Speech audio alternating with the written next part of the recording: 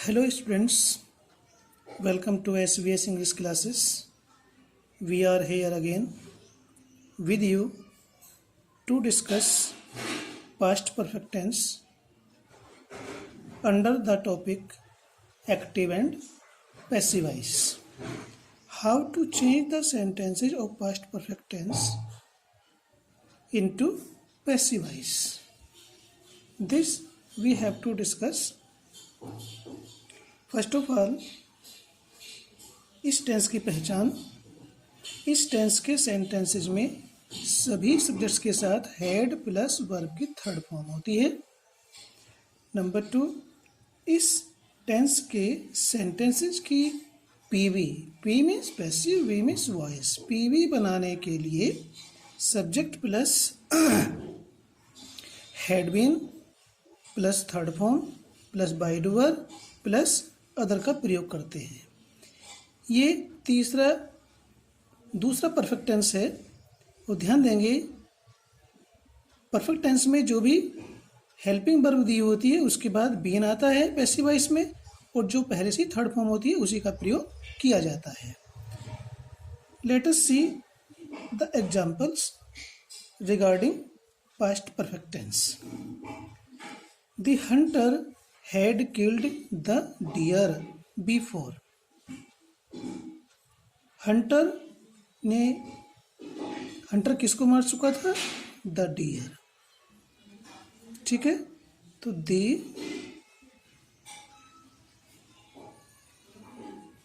Dear इस had killed का had been killed कर देंगे।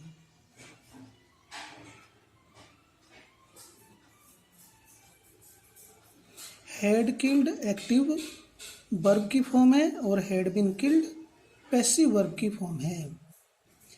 यहाँ हंटर डियर को मारने का कार्य कर चुका था और यहाँ पे सब्जेक्ट है, ये डियर है। ये कोई कार्य नहीं कर रहा है, बल्कि इस पर या इसके ऊपर मारे जाने का कार्य किया जा चुका था।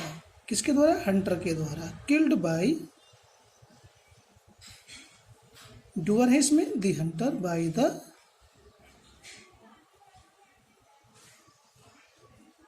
हंटर। बी फॉर टाइम के लिए आया है, एंड में है तो एंड में ही रहेगा। जहां से ऑब्जेक्ट हटाया है उसी के स्थान पर ऑब्जेक्ट ला करके हमने रख दिया है। इस चीज को ध्यान में रखने की आवश्यकता है। Number 2, the boys had not decorated the class before lunch time. ठीक है, ये अदर में आ रहा है। तो बॉयज किस चीज को डेकोरेट नहीं कर चुके थे? द क्लास को। क्या डेकोरेट नहीं किया था? क्लास को। ठीक है, ऑब्जेक्ट है the class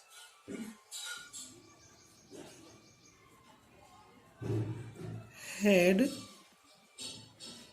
not been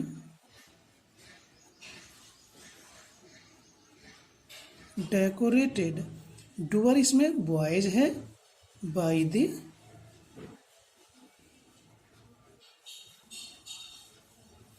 before lunch time बाद में आ रहा है तो बाद में, ये ऑब्जेक्ट के बाद ही आएगा। ये बाय दी बॉय जो है टाइम के बाद नहीं आने का, बिफोर लंच टाइम से पहले ही आएगा। ठीक है, दी क्लास इसमें ऑब्जेक्ट है, ये तो हमारा सब्जेक्ट बन गया, तो इसके स्थान पर हमने इसको रखा है। बिफोर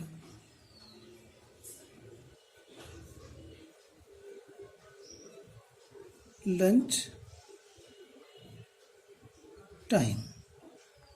ठीक है, example number 3, The gardener had planted the plants before I came। इसमें दो कार्य पाए जा रहे हैं, लेकिन जो पैसिव वॉइस है वो हमारे परफेक्ट टेंस में बनेगी और पहले वाले कार्य में बनेगी। ठीक है, तो गार्डनर क्या प्लांट कर चुका था? The plants. ये इसमें ऑब्जेक्ट है, तो दी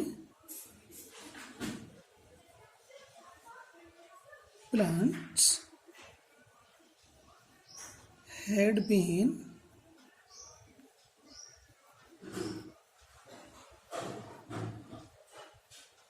planted, यहाँ से plants हटा है तो इसके स्थान पर हमारा जो नया बाई प्लस ऑब्जेक्ट है, बाई डूअर है, वो आएगा, by the gardener.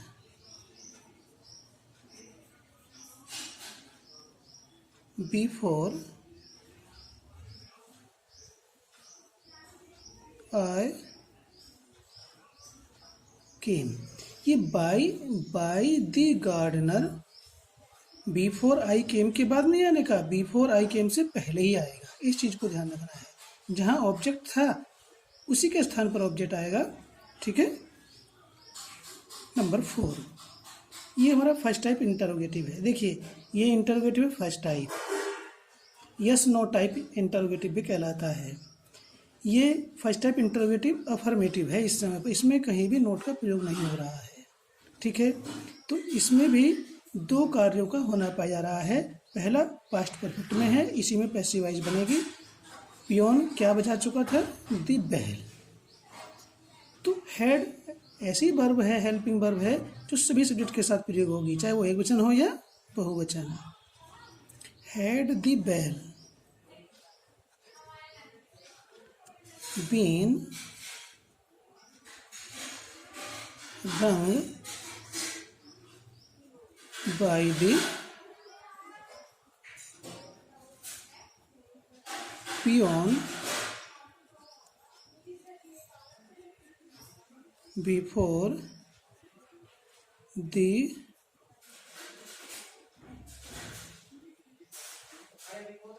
principal went? Question mark. Example number 5. Why had you not prepared lunch for the guest? इसमें 2 ऑब्जेक्ट हैं, एक लंच है और दूसरा गेस्ट। तो पहले वाले को ही सब्जेक्ट बनाएंगे, ठीक है। इंटरोगेटिव है तो वाई को शुरू में रखेंगे। Why had lunch not been prepared. यहाँ पर बाई डूअर लाने से पहले दूसरा ऑब्जेक्ट लेकर आएंगे, for the guest.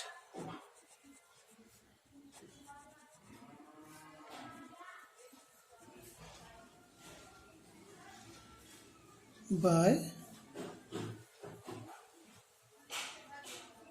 You. Question mark. Who had served food to the guest before you came? इसमें 2 कार्य हैं, एक तो बिफोर से पहले और दूसरा बिफोर के बाद। पहला वाक्य जो इसमें पहला पार्ट है, वाक्य तो नहीं कहेंगे, पहला पार्ट इसमें पास्ट परफेक्ट में है और दूसरा पार्ट पास्ट इंडेफिनिट में। तो पैसिव वॉइस हमारी पहले पार्ट में ही बनेगी। हु का हम कर देंगे बाय होम।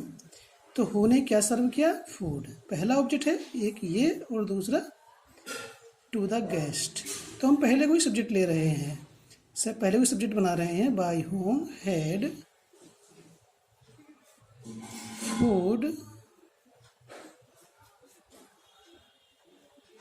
Been served. इसके बाद दूसरा ऑब्जेक्ट आ जाएगा टू द गेस्ट। अब डूअर तो इसमें पहले ही रखा हुआ है, यहाँ पर तो आने का नहीं है। बाय होम या बाय कुछ किस तरह से दूसरा प्रयोग कर देना रॉन्ग हो जाएगा।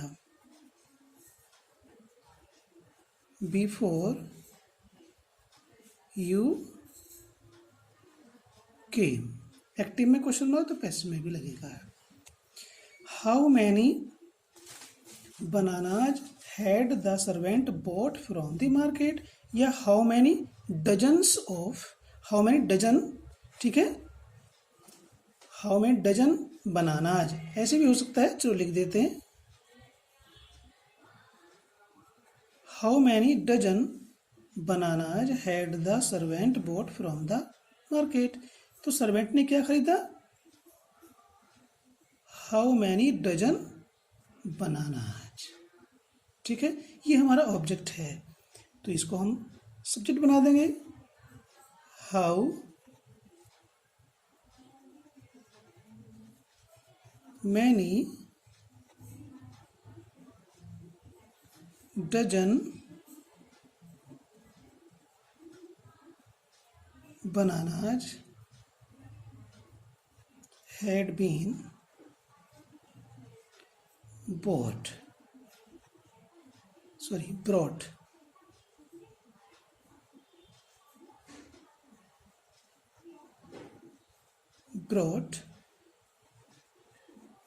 by the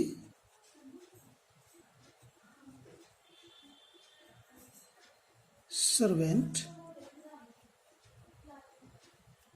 from the market।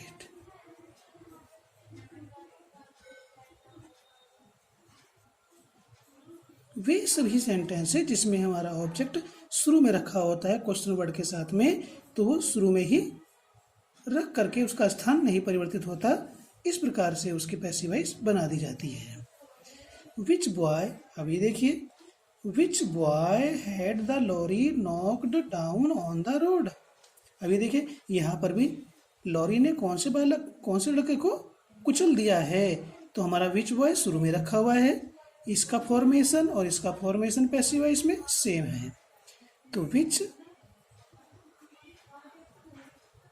Boy,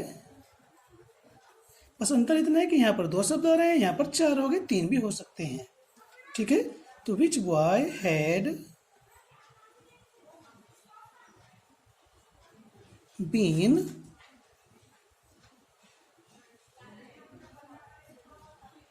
knocked down. ठीक है, इस डाउन के बाद में हमारा आएगा by the lorry, object by doer,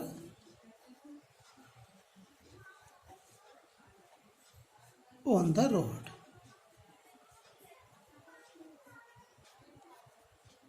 question mark. इस प्रकार से हम प्रत्येक सेंटेंस की पैसिव वॉइस बनाएंगे। जैसा भी हमने बताया कि इसमें 4 शब्द दिए हुए हैं, इसमें 2 शब्द हैं, जो हमारा ऑब्जेक्ट है वो पहले आ रहा है, तो किस प्रकार से रखा हुआ है, इसका स्ट्रक्चर पैसिव वॉइस का, इसका पैसिव वॉइस का स्ट्रक्चर सेम है, क्योंकि सेम कैटेगरी में आ रहे हैं। तो इसलिए स्ट्रक्चर, एक स्ट्रक्चर का सेंटेंस जो है वो दूसरे प्रकार के स्ट्रक्चर के सेंटेंस से मेल नहीं खा सकता। सेम स्ट्रक्चर होगा तो ही उसको हम वेरीफाई कर सकते हैं, इस सेंटेंस की पैसिव वॉइस को इससे वेरीफाई कर सकते हैं।